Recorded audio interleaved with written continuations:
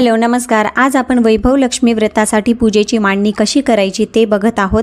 तर आपल्याला कुठलीही पूजा करत असताना आधी दिवा प्रज्वलित करून घ्यायचा असतो आणि त्यानंतर बघा एक तांदळाची रास करायची आहे। त्याच्यावर तांब्याचा कलश ठेवायचा, त्यावर स्वस्तिक काढायची, 5 बोटं कुंकवाची लावायची। नंतर तांब्यावर एक वाटी ठेवून घ्यायची, थोडे गुलाबाचे फुलं ठेवायचे, त्यावर सोन्याचा दागिना ठेवायचा आणि बाजूला आपल्याला गणपती बाप्पा विराजमान करून घ्यायचे आहेत। त्यानंतर सगळ्या फोटोंना हळदी कुंकू अक्षत चढवून पूजा करून घ्यायची आहे, फूल अर्पण करायचे आहेत।